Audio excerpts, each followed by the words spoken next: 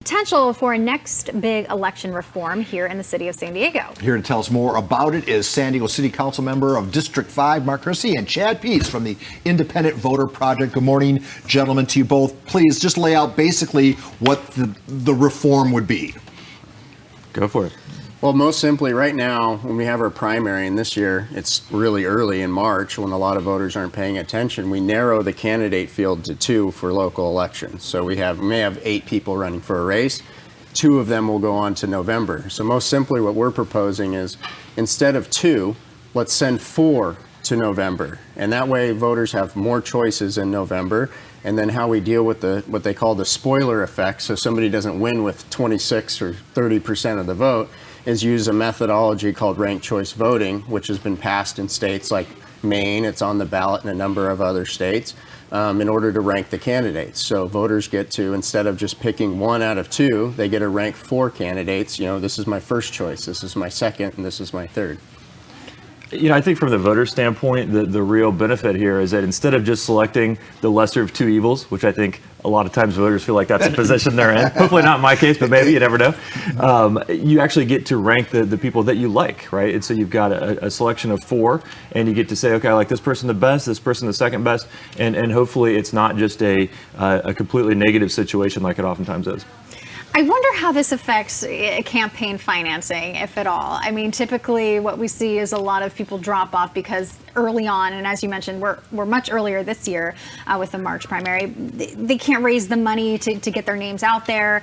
Was that something that was taken into account when you're looking at putting this initiative forward? Well, there are discussions about how can we improve our campaign finance laws, and there's folks in the reform community that want to focus on that. But this, it's indirect in how this would affect campaign financing. Right now, if you have a race that's very competitive in March, and you have to get into the top 2, a lot more money has to go into this race. It's part of the reason why we're suggesting, look, let's make it so viable candidates who may not be supported by the institutions on one side or another can actually get into the November ballot without having to raise millions of dollars, and then give the voters a chance to decide in November. I'm very interested what the party in power would have to say about this.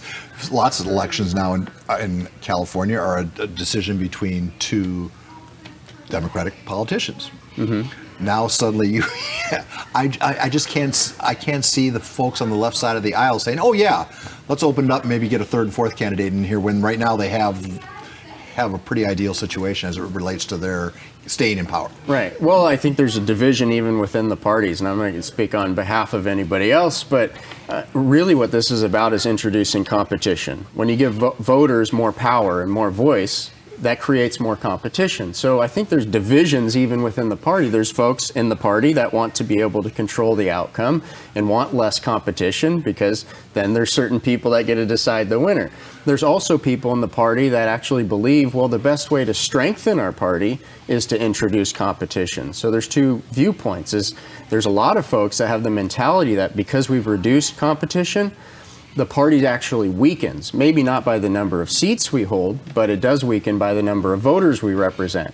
So if we increase competition, make voters more influential, well, then maybe our representatives, when they get elected, will actually represent more voters.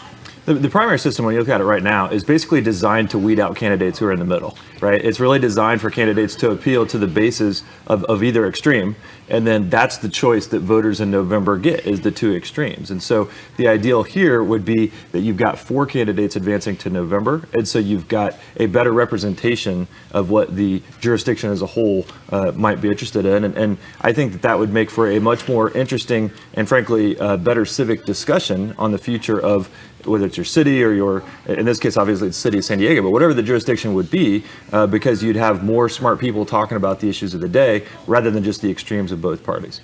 And so speaking to that point, you have some of the people who would be in that group in the middle, the San Diego League of Women Voters, FairVote, the Independent Voter Project. They're all taking part in hosting this forum tomorrow that's going to take place at USD School of Law. So how can people attend? Is there a registration that needs to happen beforehand? What can they expect at tomorrow's summit? Well, you can go on Independent Voter Project and you'll see that there's a link to the RSVP, but you don't need to RSVP. It's at USD School of Law, Warren Hall Room 3 tomorrow.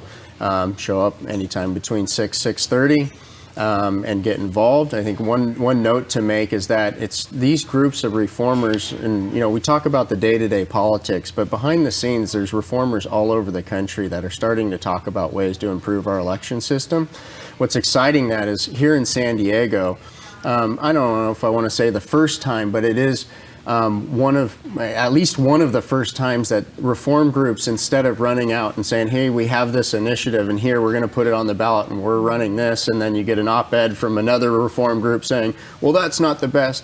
What we're doing here is exciting because the reform groups have gotten together, said, hey, what's something that we can all agree upon, and let's go have a public discussion about it and make sure we all think this is a good idea before we go to the ballot. I think that's a good note to end on. Gentlemen, thank you very much. Good luck with the initiative. All right. Thanks Thanks for having us. All right. Still ahead on Good Morning San Diego, we are honoring civil rights leader Martin Luther King Jr.'s